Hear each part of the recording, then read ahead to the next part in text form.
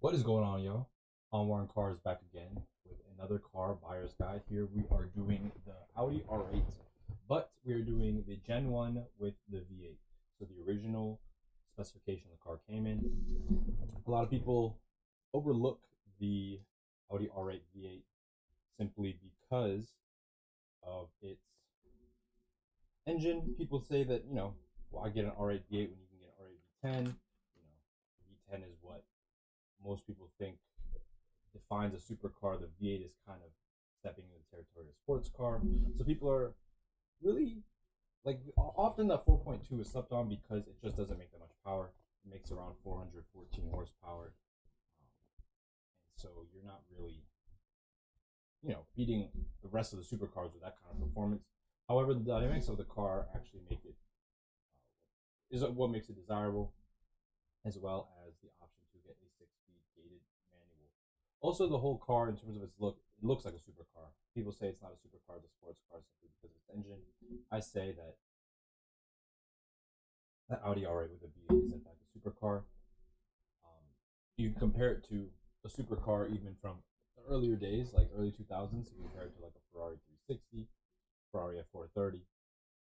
This is very much a supercar in the sense that those are supercars as well. So let's get on to the features, options, and problems. Oh, before we do that, let me just do this real quick. I would like to plug my Instagram. So I do Instagram for AI car content, making AI car photos. I use Midjourney and what do I use for making the video portion? And I use Runway ML. That's what it's called. I can't remember off the top of my head. If you guys have any suggestions on what works better than Midjourney and Runway ML, leave a comment down below. I'd be happy to, test out some new AI products. But as you can see, these pictures that Midjourney generates are pretty high quality. Runway ML, it shows, as you can see here, these are videos made with AI photos. They morph a little bit. They're not the highest quality, but they are a work in progress. Let's see. They don't look too bad. A little video gamey, but not too bad.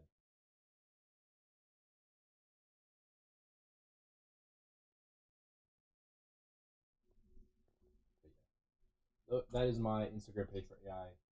You can also go follow my Instagram page, onward.alibujang.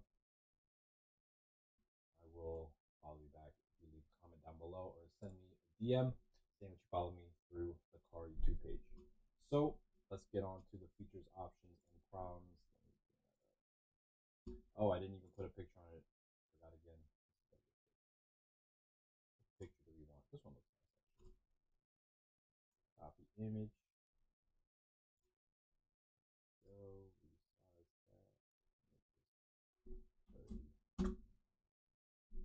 Good enough. Cool.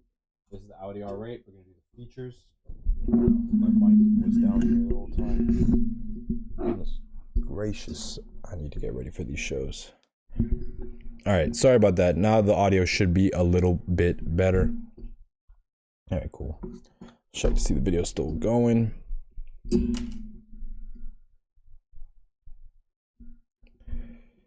Let's just do that real quick. We are Gucci. All right, cool. I bet. Okay, moving on. Features, options, problems. Let's get this out of the way. How do I remove this? Cool. So, the V8 R8.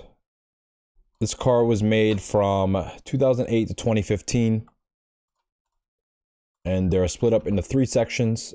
I will show you what I mean in a couple seconds.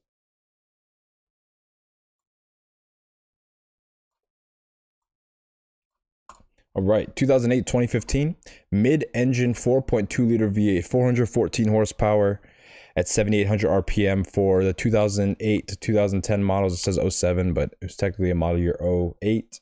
And then 424 horsepower at 7,900 RPM from 2010 on to 2015. For both versions, it makes 317 pound-feet of torque. This engine is different from the RS4 engine and other 4.2 Audi engines simply because this has a dry sump oiling system. The RS4 specifically has a wet sump, so that means the oil actually sits underneath the crankshaft in the oil pan, but a dry sump, the oil tank is located somewhere else to allow the engine to sit lower in the vehicle and therefore lower the center of gravity. It was available with an automated single clutch, similar to an SMG or a Ferrari F1, and a 6-speed manual gated shifter. It came in coupe and convertible, and this is how I saw out the model years. 08 and 09 are early model years. 10 to 13 are later models, and 14 and 15 are final models. So it should actually say, I'm going to change this to 08 to 010, and then 11 to 13. Actually, no, I'm going to keep it like this. I apologize. 08 to 09 are actually early models. 10 is when the V10 came out, so that is when the platform changed a little bit, and I'll explain that in a minute. Some differences between the V8 and the V10 that people don't notice are, at least these are for the pre-2014, are going to be the side blade. For the V8, I don't know if you can really see it. We'll bring it up right here. For the V8, the side blade is completely flat. And for the V10, the side blade actually sticks out a little bit. As you can see, this is a 2014, so it has an updated face. But so for the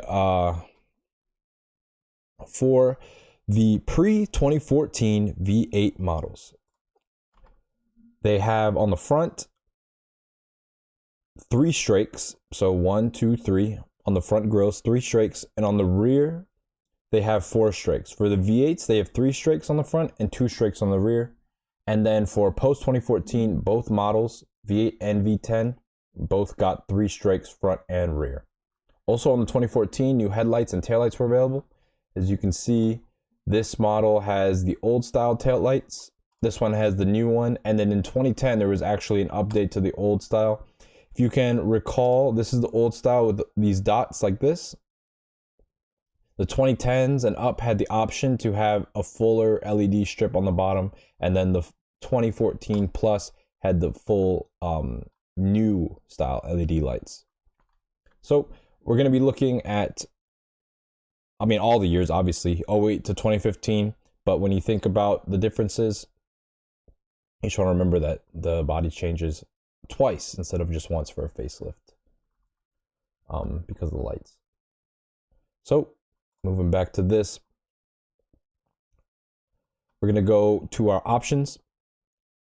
Now, these cars had a few options that are more desirable than others, and I got them listed out here, but we're going to go over the options and then also look at a quick little color palette.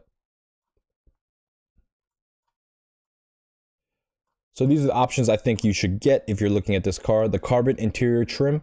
So if you get the carbon interior trim, it looks really nice.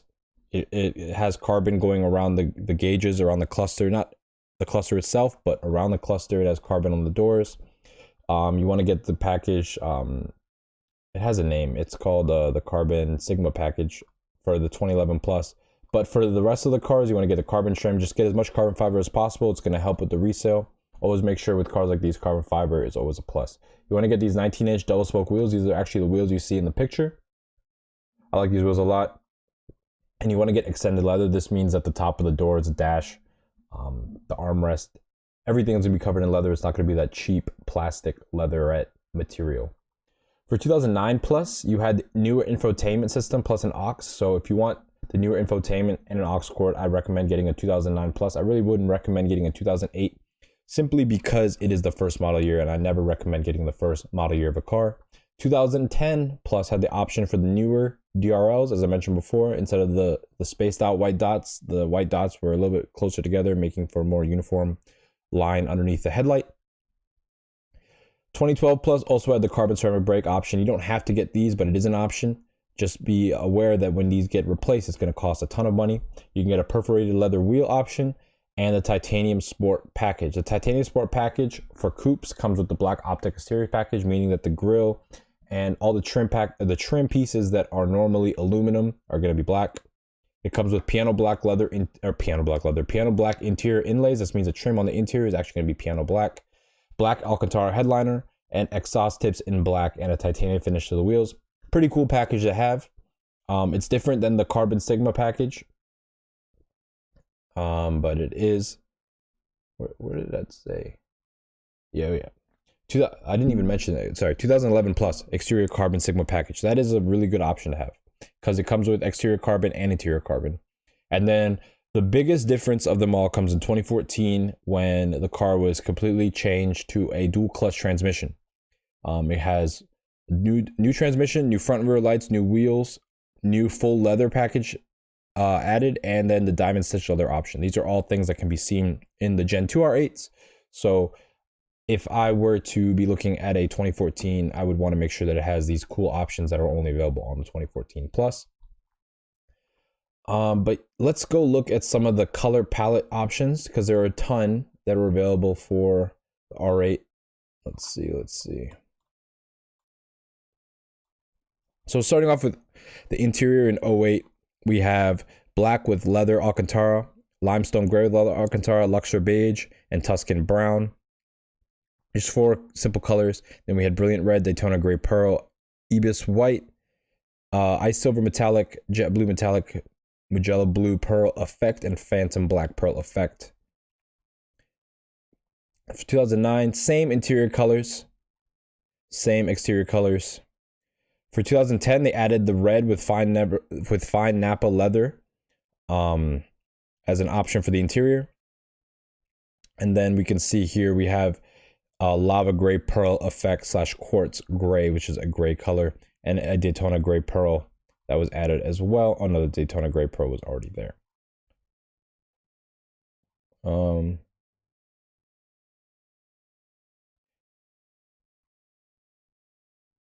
Yep, moving on to the 2011, we have a bunch more colors. We got some blues.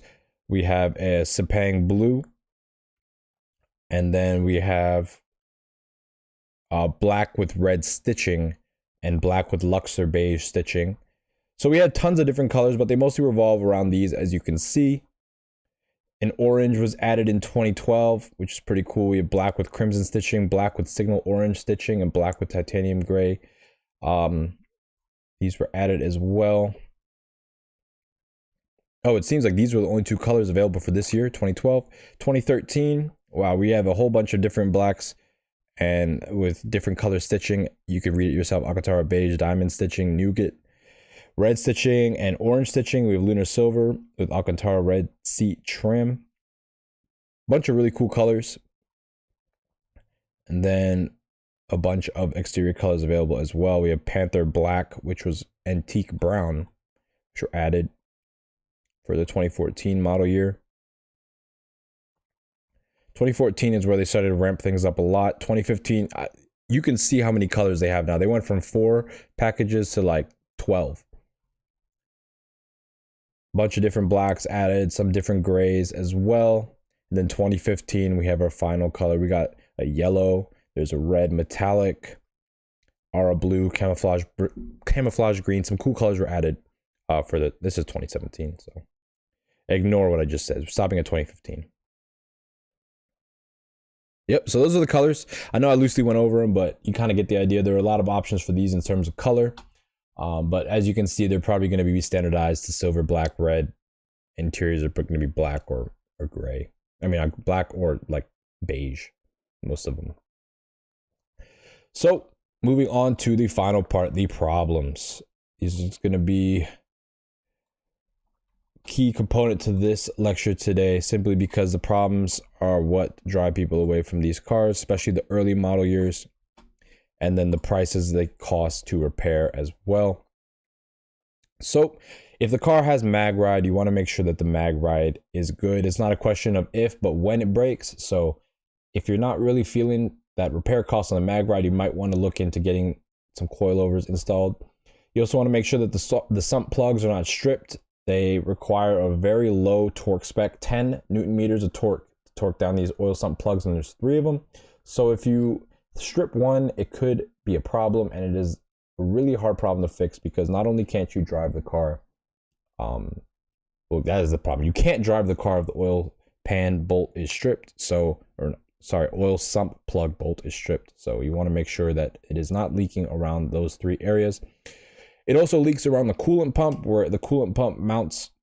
You want to make sure that the coolant pump has no leaks going around. The oil cooler has seen some failure as well in the hoses where it attaches to the oil cooler itself.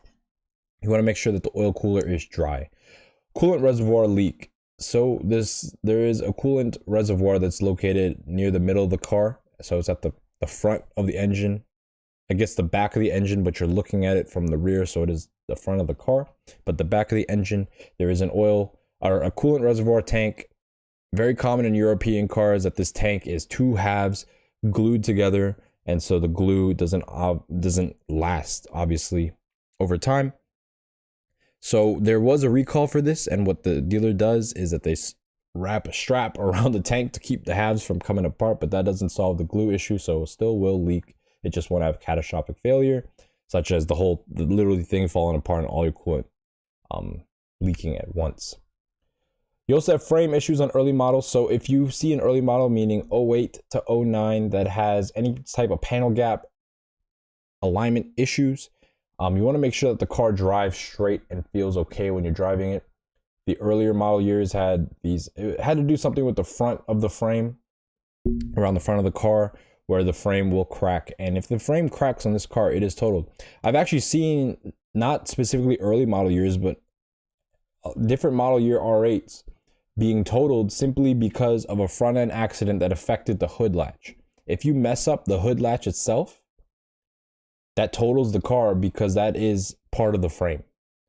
So if you run into something, say the R8, it's a low car, you're driving your R8 and here's a pickup truck, slide underneath the pickup truck, it hits the front hood latch, that can total out the car. So you want to make sure that everything lines up well, because that'll be the telltale sign of if any work has been done.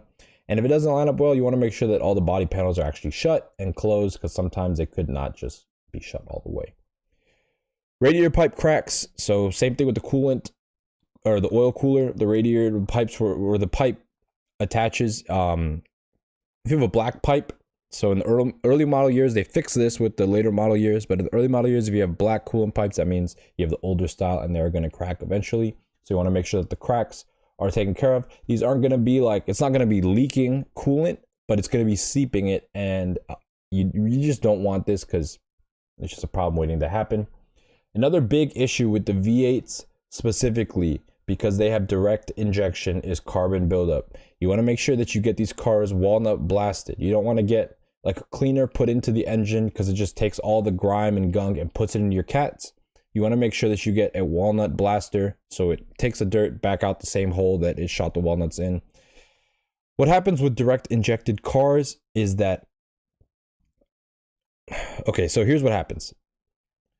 There's a system in the car to regenerate exhaust air, or air that has been coming out of the exhaust side of the engine back into the intake for emissions, basically, to save the planet. So you have these exhaust gases coming back in, and what happens is that these gas, how do I explain this the right way? Basically, oil is coming back into the intake, right? And that oil washes, or it's like air and oil mix, because the air is coming back out of the exhaust side, and there's some oil, there's some little bit of residue, because there's always going to be some seepage that comes past the engine, or comes past the pistons, right?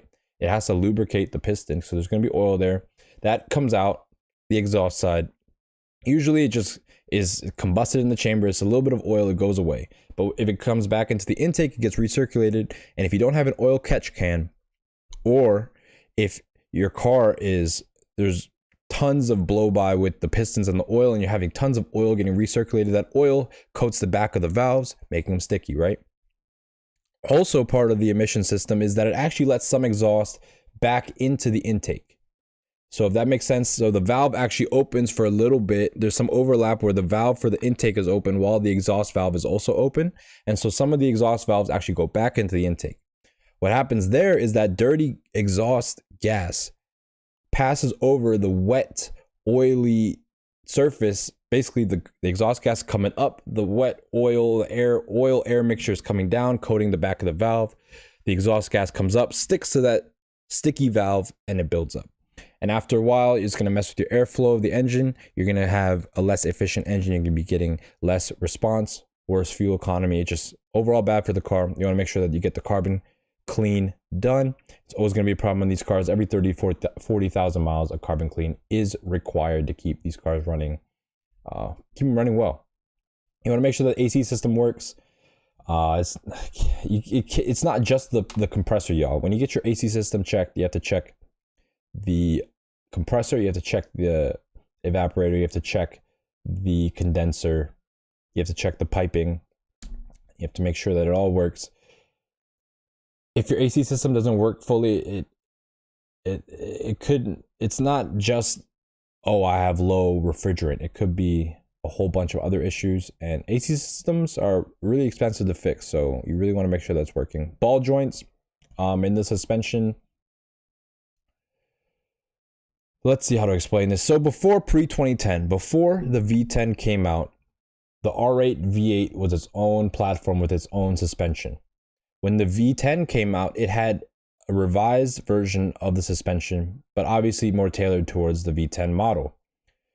What they did, instead of keeping two parallel lines of suspension going on in terms of what they produce, they switched all the V8s to running the V10 suspension gear. They kept the 09 and 08 V8 suspension gear in production for around 10 years, and then they just stopped. Because they were like, well, if anything, what we're going to do for our 08 and 09 owners is we're going to say, okay, so I need a new wheel bearing. Because the 2010 model has different control arms, that means where they attach to the hub is different as well. And because of that, it means you have a different hub. And if you have a different hub, it means you have a different wheel bearing. So what the shops would do is charge you for the wheel bearing, even though they would replace the control arms, the hub, and the wheel bearing. They stopped doing this around 10 years after the 2009. So around 2019, they just stopped doing this completely. So if you're buying a 2008 or a 2009 car today, and it still has the old suspension components, like a low mile example, you're going to be paying about 3 times more to get that first service done, to get it switched over to more modern running equipment. Something you need to keep in mind when you're looking at these cars. I'd say, for me personally, what I'd do is I'd look at these are the two models I'd look at of the R8 V8. I did look at a later model year, so 2010 to 2013, I'd look at a 6-speed. These are going to be the highest, or this is going to be the most desirable, obviously, of any car. Obviously, the 2014 6-speeds are going to be worth a lot more because they are a little bit updated in terms of the entire car. But if you're looking at the true original R8, you want to get a 2010 plus 6-speed. But if you want to get the nicest one you can get, I suggest getting a 2014 V10 because it's going to have a dual clutch and it's going to be the best.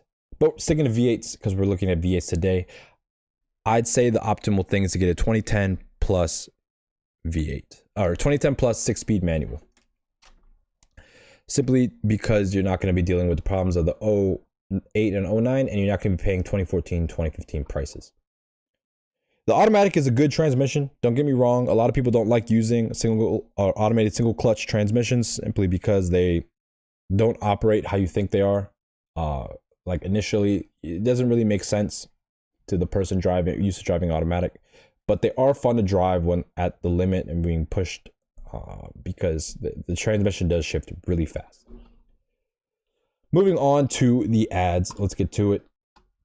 Starting off on Facebook, we have a 2008 R8 first model year, 53 grand, 79,000 miles. This is going to be one of the, the examples that's going to have the most problems, but it's going to be the cheapest. Nice running 2008 Audi R8 Coupe. Visit our website for any additional information. So nothing on Facebook. Blacked out taillights. You can see this car has been enjoyed. White interior. Oh, and another option that you really need to get that doesn't show on here is the Bang & Olufsen sound system. You can tell because it's going to have a speaker right here. And they usually say Bang & Olufsen. But see how this one has the interior carbon and it goes around the cluster like this? And there's also on the doors. This is what I'm talking about. You really want that interior carbon. This car has a ton of miles, almost 80,000 miles. And it looks the part. Not the cleanest example. Seats look like they've seen better days. But for 79,000 miles, I wouldn't recommend paying anything in the 50s. I'd say for this, around 43, 44 would be about what you should pay for something like this. Yep, 43, 44 for an 08 with 80,000 miles. Here we have an 11 Spider. So one thing about the Spiders, if you're tall like me, you probably won't fit in a Spider. I fit in a coupe just barely, but a Spider, the seat is moved forward, or the seat doesn't move back as far. You probably are losing about 3 to 4 inches of space. And it really makes a difference in the interior space of the car. The R8 Spider is very tiny. However, it is one of the only Spiders I'd get, simply because the way it looks with the top up is great, and the way it looks with the top down is even better. This rear deck lid with these louvers just looks amazing. One of the best soft top designs available today. Black interior, does not look nearly as worn, even though it still has a ton of miles. 56,000 almost. Let's see what it says. Nothing. This one doesn't have that carbon. Not really any options with this car compared to the last one. The last one at least had that carbon interior. Yeah.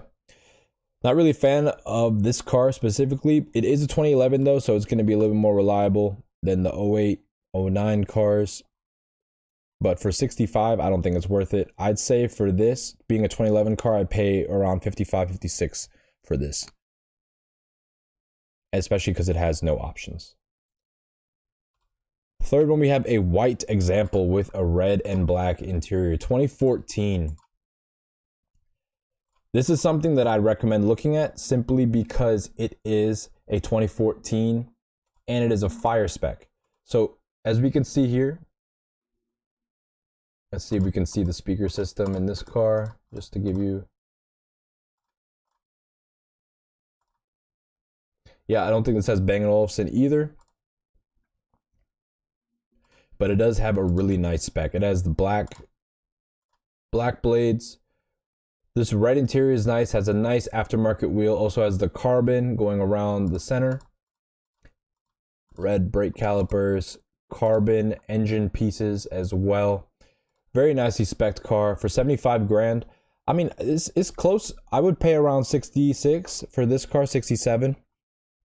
It has 61,000 miles, but it is a 2014. It has a dual clutch. It's going to be a completely different driving experience than driving a single clutch car. I highly recommend you get a car like this if you're willing to pay the money. 66, 67 is where I'm at for something like this. Beautiful car. Here we have a black example. It's been lowered. 60,000 miles, runs phenomenally. Factory carbon blades. This is a manual. Highly desirable car right here. They want 82.5 for it. 60,000 miles. It is a manual though. Lowered, looks very nice. Blacked out taillights, not a fan. Doesn't have the carbon. They added some subwoofers behind the seat. That's kind of cool, but you know, it does look like I believe this has the full leather package. Let's see if it says anything about it. So he has paperwork for front and rear brakes, tires, clutch, foot. So that's really good. He's open a PPI, which is good. Yeah. This car is pretty nice. It has some favorable mods, some good speaker upgrades. It doesn't have, I don't know what speaker system it is, man. I wish I could tell, but it doesn't say. So I'm assuming it doesn't have the Bang & Olufsen. 2008 though, first model year, you're gonna have those suspension issues if it comes up, and it's just a first model year, so I wouldn't pay 82.5 for this. I'd pay 82.5 for 60,000 mile, like a 2011, 2010. But because this is a first model year, I'd say 69,000 is where I'm at for this car. I wouldn't pay 70. I wouldn't pay 70. Moving on, we have a red example. I love the red on this car. That's why I made it a thumbnail. Red R8s look so nice. This is a 2015. Again, 84,000. This is a 2015, so, as I mentioned. So it does have the dual clutch transmission. It has the diamond seats as well. Very cool option. But it doesn't have much carbon. just the diamond stitch. Can't tell if that blade is carbon or black. Let's see what it says here. Carbon fiber saw blades. Cool. Upgraded stereo, upgraded interior. I'm not sure what the upgrade means, but it is a nice car. I'm not sure. Honestly, I can't tell you right this second if this is the stock diamond stitch because I haven't really taken a look at what stock diamond stitching look like, but it has diamond stitch. It looks pretty stock. It looks pretty stock. We'll see in a minute. But yeah, 2015, clean, not too many options, but it is a dual clutch car. Red with the diamond stitch interior, 30,000 miles. This was a 2014 with 60. They wanted 10 grand less. And I'd say I around paid 66, 67. I'd say for this, I'd pay up to 75 for this car. Low miles, red, diamond stitch. This is a car that dual clutch. It's going to be reliable and good for a while. So 75 for this. Getting up there in price, y'all. Moving on to AutoTrader, we have a 2008 V8 black on black. They want 60 grand for this car, 59,990. B&O sound. Let's see if we can see any differences in the interior for the B&O sound, because yeah, there aren't any differences. I thought there was going to be a third speaker, but I am wrong. Sorry about that, y'all. Won't happen again. 2008 though, black on black with B&O. 60, but it has a ton. It doesn't have as many miles as this example. This one almost has 80,000. And I wanted to pay 45. This one has 47,000, so like 20,000 miles less. I'd say for this, I'd max pay 49. I don't really want to pay 60 grand for an automatic 2008 V8. Like 60 grand, we're getting up there in price. So I mean 50 grand, we're getting up there in price. So I'd pay 49 for this car. Here we have a red example, still an early model year, 34,000 miles, but they want almost 60 grand for this car, which is way too high for my opinion. Premium pack comes with nav, 19-inch leather and Alcantara seats, so it has the black and leather Alcantara. Has some options. I don't want to do that. Get out of here.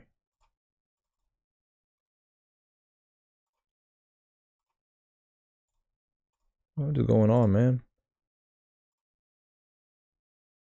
I just want to see the pictures. There we go.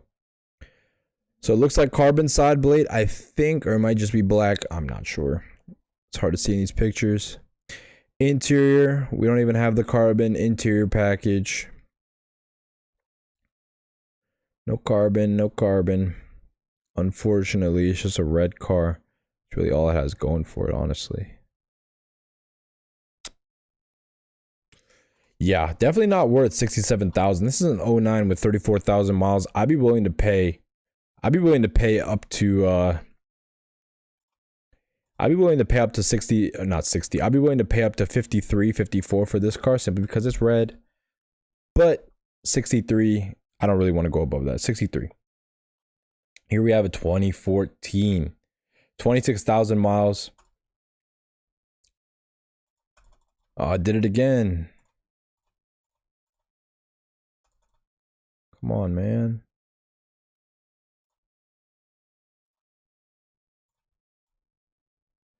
Whatever, we'll look at it like this. Very nice. Black car. I do like black. Black is probably the best color. And it's 2014. I can't even get out of this. There we go. 79,000 miles. 26,000. So it's lowest mile. This one had 61,000. It's a little bit better spec than this one.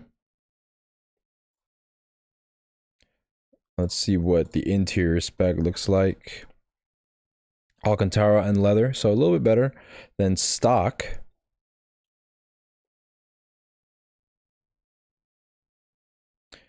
Has a dual clutch. Also, the exhaust ports were shared V8, V10 on the 2014 Plus as well. See, 3 strakes. 3 strakes. 2, 3, yep. Yeah, man, this car, I was at like 66, 67 for this with this many miles. For this one, for this amount of miles, I wouldn't mind paying 70, 69, 70 for this.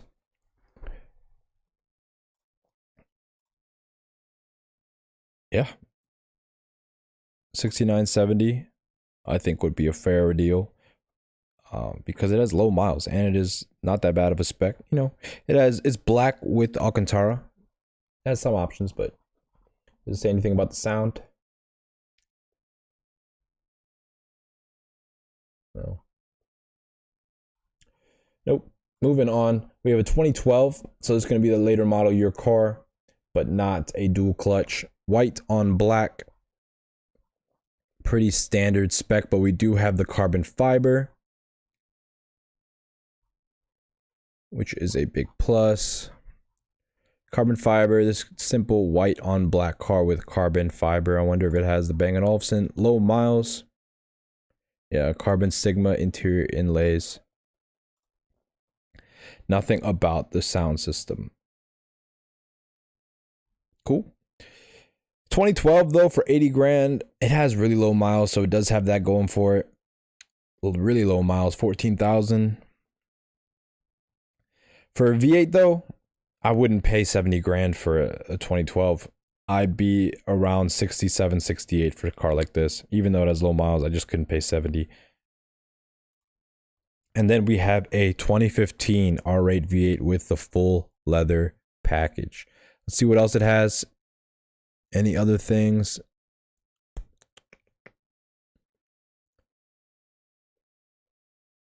Doesn't really say anything about the sound as what I can see. Yeah. Let's look at the photos. Really nice ad for this car. They got a lot of cool photos. White with red brake calipers. Let's see what the interior looks like. Interiors has the carbon Sigma. I believe this is Bang & Olufsen. Yep, Bang & Olufsen, as you can read right here. Bang & Olufsen sound. Has the white leather, or the black with the white stitching. Looks really nice. I think that adds a lot in terms of the quality and the feel of the car. And it does have the perforated leather wheel. Pretty nicely option car here. But for 100 grand, no thanks. I mean, this is it's a DCT model. But for 100 grand, I could buy a V8 DCT model for the, or V10 DCT model for that price. Easy. Here we have a 2014. I said 6970. This one, 24,000 miles for 15. I'd be willing to pay 77. 77 is what I pay for this car. It doesn't have super low miles, so 77 is where I'm at. Cool. All right, moving on to our last set of ads. Car Gurus. We have a 2008 with 25,000 miles, so lowish miles for this car. Aftermarket wheels. You know, I'm not really a fan of the aftermarket wheels. You always want to make sure you get as much stock parts as possible. It has the regular black seats with some, it looks like it has white stitching. Not too sure. But it is a black car with a black blade. Anything? 73 grand? No. No. 25,000 miles. I'm at 61. Yeah. I'm at 61. I'll pay 60 for this simply because low miles, but 61 is where I'm at. Here we have a 2011 with these 19-inch double spokes that I really like. I really like this car just off the bat. The chrome on black, or black on chrome, looks really nice in my opinion. See what the interior looks like. Pretty standard spec interior, no carbon in sight. So unfortunately that we don't have that going for us. Oh wait. Okay. So 2011. How many miles? 32,000. See what I'm talking about? They wanted 73. It's only $1,000 more. And you're getting a newer car. I mean, 7,000 more miles, but a totally different platform. Well, a little bit different. It's worth it. For this, I'd be willing to pay up to 64. 64 for this sounds pretty good to me. 11 grand off. Yeah. 64. Oh, this has the carbon. It has the carbon exterior, but not the Sigma on the interior. Here we have a 2010. 78,000. High price. 57,000 miles. It's a little bit too much for me in terms of price, but we'll get to that in a minute. It has the carbon engine parts. Carbon engine parts. Has a little spoiler on it. How about the blades? Carbon blades as well. Does it show the interior? Yeah, it has the carbon signal package. So, not a bad car here, but it does have aftermarket wheels. Not a fan. And the price, I'm not a fan. $78,000. Yeah. For this, I'd be willing to pay around 61, 62. That's high miles. Maybe 63 at the most. Here we have a Spider, but it is a late model Spider, or final model Spider. So you can see the hood is open for some reason. Doesn't really line up, but you can tell because the hood is just uneven on all sides. White interior. Perforated leather wheel. Why I said a perforated leather wheel. But yeah, we don't really got too many options on this one. Just we do have the carbon. I can see it right here, the carbon right there. You can see it right here on the side. So you do have the carbon sigma package, but it is a Spider, and you don't really have any options other than that. I don't know why I'm talking like that. Let me just stop. Definitely wouldn't pay 83. Oh, actually, I don't know, man. It is a Spider. So 83 for 2015, lowish miles, man. If I could get this for 75,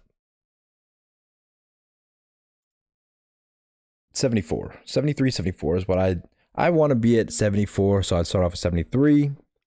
Or not, I wouldn't start off at 73, but I plan to get us around 73. Then 74 would be the final offer. Something like this. And then finally, we have a 2010 with 24,000 miles. They want 90 grand for this one. Do not buy this car for 90 grand, y'all. Please do not buy this car for 90 grand.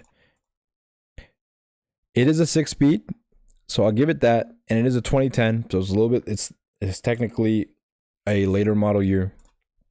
But for 90 grand, I'd say this is probably worth around 78, 79. So yeah, 78, 79 for this is what I pay for. It doesn't really have much options, unfortunately, but it does have that 6-speed, which makes it all worth it. So that wraps up the ad review for this section of the video. Just want to make sure that you guys understand that if you get a 2008, 2009 car, you're going to have some problems that you really don't want to deal with. If you get a 2014 to 2015 car, it's going to be a little more expensive. I say the sweet spot is 2010, 2013. You get a nice R-tronic car. You really want to make sure you get the lowest miles possible. You want to make sure that it has as much paperwork as possible. You want to make sure that all the options, the problems I listed earlier are taken care of. And you want to make sure it has full leather. You want to make sure it has Bang & Olufsen. You want to make sure that basically full leather, Bang & Olufsen, and a cool interior spec. That's all you really got to look out for. Try to get as much carbon as possible. I'd try to stay away from the cars with no interior or no carbon interior. They're just not going to sell as much. But that pretty much wraps up today's video. I hope you guys enjoyed it. Let me know what cars you want me to review next on the channel. All you got to do is leave a comment down in the description. Don't forget to like and subscribe to the channel. I'm always putting out new content. You're going to see more content next week. Next week, I'm going to do it 5 days a week with the car buying guides. I'm going to do one every day. Be streaming at 10 a.m. every day. So be ready for that. That pretty much wraps it up, y'all. Have a great weekend. It is a beautiful Friday here in Atlanta, and I will catch you on Monday. Y'all have a great one. Be easy. Stay safe.